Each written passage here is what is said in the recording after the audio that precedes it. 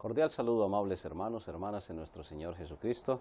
Una vez más queremos invitarles a compartir con nosotros la palabra del Señor en nuestra lección, la número 48, que tiene que ver con el nombre Bautista. Siempre existen inquietudes de dónde salió el nombre Bautista, por qué se usa el nombre Bautista para una iglesia del Señor Jesucristo, durante cuánto tiempo se ha usado el nombre Bautista. Existen en el mundo más de 60 grupos bautistas que afirman tener la sana doctrina y que afirman ser la iglesia del Señor Jesucristo. ¿Lo pueden realmente probar? Es una muy buena pregunta que merece, en cierto modo, contestación, pero no de acuerdo a nuestras opiniones humanas, sino de acuerdo a la palabra de Dios y también al desarrollo histórico del cumplimiento de la palabra de Dios. Hay que ser honestos y hay que reconocer que el nombre que Jesús le dio a su propia iglesia lo encontramos en el Evangelio según San Mateo en el capítulo número 16. Cuando a uno le preguntan qué nombre le dio Jesús a su iglesia, pues tenemos que ir a Mateo capítulo número 16 y en el verso número 18 encontramos el nombre auténtico para una iglesia, es decir, para una asamblea del Señor Jesucristo. Y yo también te digo que tú eres Pedro. En otras oportunidades ya hemos visto este texto, pero hoy vale la pena repasarlo con relación al nombre de la iglesia. En griego, Petros significa hombre piedrita y tiene que ver en esta frase en la forma femenina, no el nombre en cuanto a propio del apóstol Pedro, sino tiene que ver en cuanto a la función del apóstol en una iglesia del Señor Jesucristo. Pedro fue simplemente una piedra, pero la cabeza principal, la base principal es Cristo. Por eso se señala a Jesús a él y le dice, y sobre esta roca, señalándose al mismo Señor Jesucristo, edificaré, oikodomeso, es un futuro continuo, es un futuro que significa que ya había empezado allá en las orillas del mar de Galilea y simplemente que estaba continuando la edificación. Es como si a uno le preguntan, ¿qué está haciendo usted con su familia? Entonces yo digo, edificaré mi familia, porque ya he empezado, pero no he concluido. Entonces Jesús está aquí enseñándole claramente que la roca es el Señor Jesucristo y que Pedro sería solamente una pequeña piedra del edificio. Esta es la primera parte doctrinal que vale la pena aclarar. La segunda parte tiene que ver con el nombre, mi iglesia. ¿De dónde surge entonces el nombre Bautista?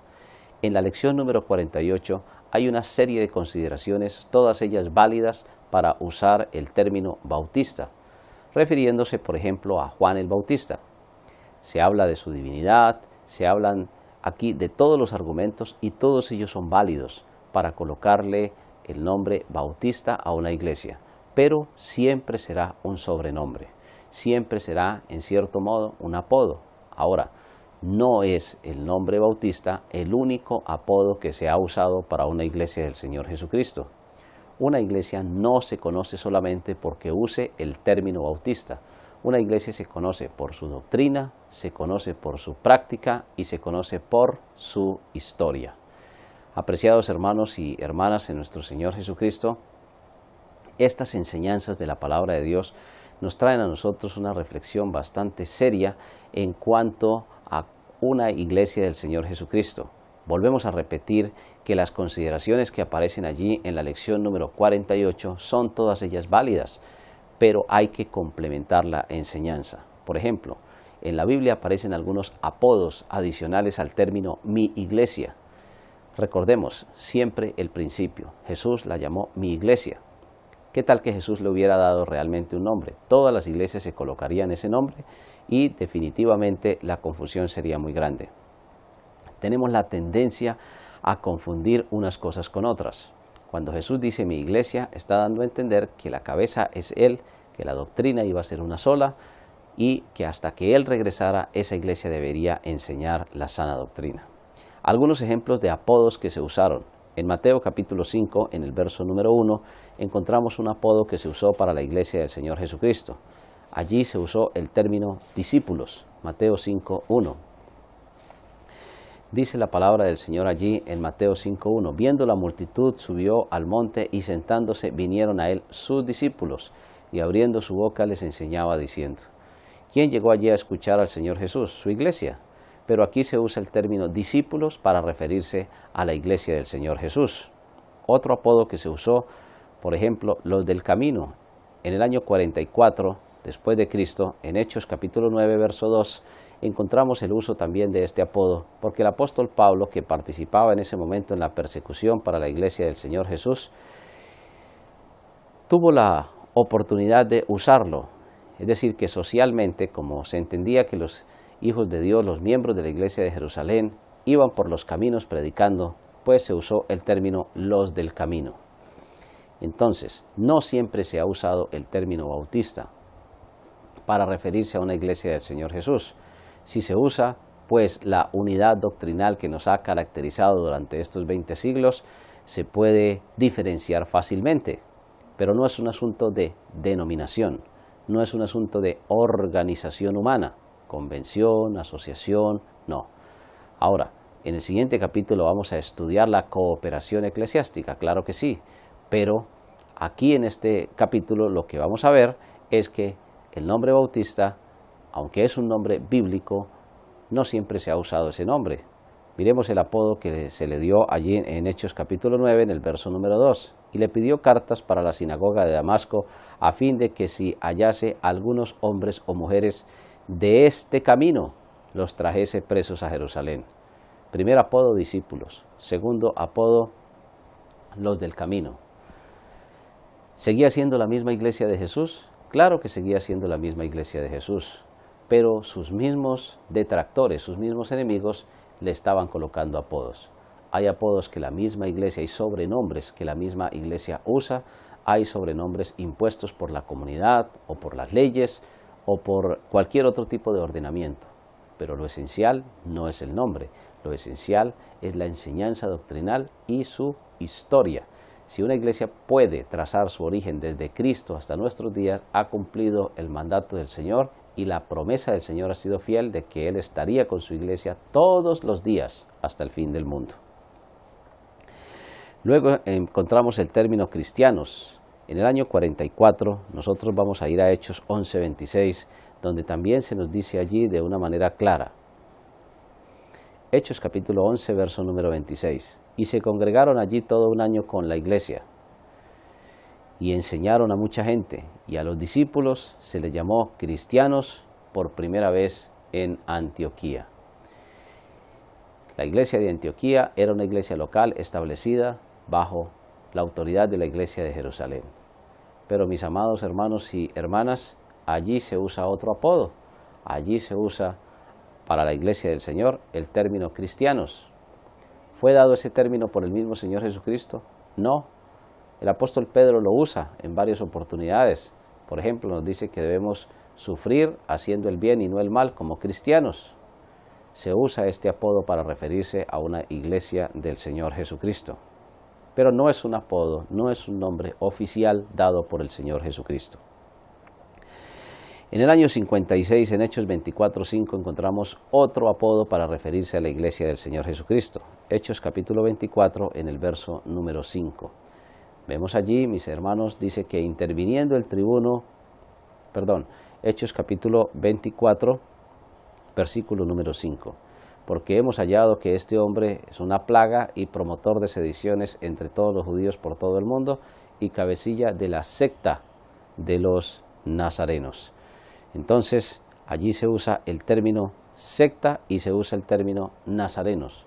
¿Apodos para una iglesia del Señor Jesucristo? Evidentemente sí, fueron apodos, pero eso no garantizaba ese nombre de que realmente tuvieran en sus mentes referirse a la verdadera iglesia del Señor Jesucristo como el Señor lo ordenó. Ellos han debido dirigirse como la iglesia de Cristo. Una iglesia de Cristo debe referirse como iglesia del Señor, que hay que usar otros términos como estos apodos a veces que nos colocan las demás personas, las entidades jurídicas o que nosotros mismos usamos. A veces hay que hacerlo por requisito legal, a veces hay que hacerlo por requisito espiritual en el sentido de identificarlos unos a otros, pero la esencia es la doctrina, la práctica de esa doctrina y también la historia. Son los tres elementos. No se va a conocer una iglesia por el nombre. Hay iglesias bautistas que se autodenominan iglesias de Cristo, pero realizan prácticas que son totalmente ajenas a la palabra del Señor. No pueden probar con la Biblia en la mano que verdaderamente vienen desde Cristo o que tienen una sana doctrina.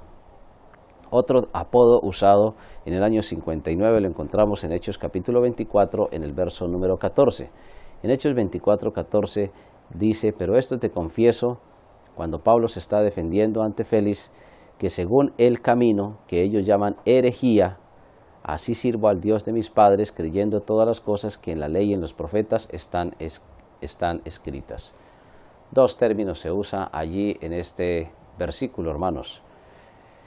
Hermanas, amigos y amigas, miremos muy claramente que se usa el término el camino, miremos muy claramente que se usa también el término herejía para referirse a la iglesia del Señor Jesucristo. Son básicamente los textos que aparecen en la palabra de Dios para referirse a la iglesia del Señor Jesucristo. Aparecen muchos otros. Por ejemplo, en Hechos capítulo 28, en el verso número 22, aparece otro apodo también, Hechos 28, 22. También en la defensa del apóstol Pablo dice: pero querríamos oír de ti lo que piensas, porque de esta secta nos es notorio que en todas partes se habla contra ella. Amados hermanos, hermanas en nuestro Señor Jesucristo, hemos visto que a una iglesia del Señor Jesús se le han dado diferentes nombres.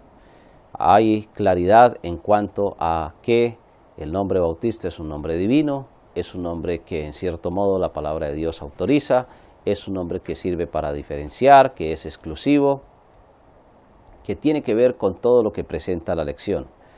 Pero como el propósito de estas lecciones es complementar la enseñanza, actualizarla, profundizarla, pues tenemos que decir que estos apodos se han usado.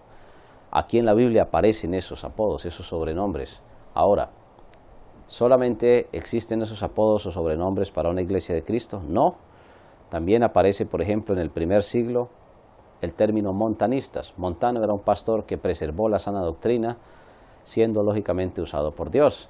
Y montanistas fue un término, también fue un apodo usado para referirse a la iglesia del Señor Jesús. Luego se usó el término anabaptistas. Todos estos apodos ya no son bíblicos, son históricos. Las personas llamaban a la iglesia de Cristo no la iglesia de Cristo, sino le decían, por ejemplo, montanistas. En Italia, en Francia, en el año 156, y lo mencionaban de esa manera para poderlos identificar. Se oponían, como toda iglesia se ha opuesto, a la jerarquía y practicaban la disciplina, es decir, enseñaban a los creyentes a buscar la dicha y la felicidad en el bien y no en el mal. Por eso, mis hermanos y mis hermanas, cuando surgió, por ejemplo, a través de los falsos concilios, imitando el concilio de Jerusalén, la enseñanza de bautizar a los niños sin haberse arrepentido, sin haber creído, entonces surgió otro término, anabaptistas, que significa rebautizador. Esto sucedió por allá en el año 155. Tertulianistas también en el año 205 apareció ese otro apodo. Fueron apodos, pero ya no bíblicos, ya históricos. La iglesia, día tras día, semana tras semana, mes tras mes, año tras año, siglo tras siglo, seguía adelante con la sana doctrina. ¿Qué sucedió entonces? Que de acuerdo al pastor se le daba el apodo. Con Tertuliano, cerca del año 200, pues también se usó ese término, tertulianistas. Donatistas en el año 305, novacianos en el año 250, paulicianos entre los años 300 y 700, petrogrucianos entre los años 1100 en adelante, cuando estaba en pleno auge las cruzadas, que entre comillas llevaron a defender, y decimos entre comillas porque Jesús jamás usó un arma para predicar el evangelio. Nosotros sabemos que las religiones tuvieron que empuñar las armas para someter. Aún mismo a nuestras naciones llegó una evangelización, pero una evangelización muy curiosa. En una mano la espada y en otra mano la Biblia. Como si Cristo hubiera empuñado un arma para predicar la palabra de Dios, sabiendo que las armas son espirituales. no con espada, sino con espíritu, dice claramente el Señor. Así sucesivamente, arnoldistas, en el año 1130, valdenses, en Francia, por ejemplo, e Italia, año 1100 y siguientes, cátaros y albigenses, 1100 a 1400, 1500, por ejemplo, anabautistas y bautistas, ya empezó a usarse el término bautistas como tal. Y se puede decir que después del año 1500 ya se ha concentrado el apodo bautista. Complementando entonces lo que se nos enseña allá en la lección de cada una de estas enseñanzas en cuanto al término bautista, pues tenemos que reconocer en justicia que la Iglesia del Señor Jesucristo no siempre ha usado el mismo nombre. A través de la Biblia, a través de la historia, se han usado diferentes apodos que han contribuido a diferenciar la doctrina.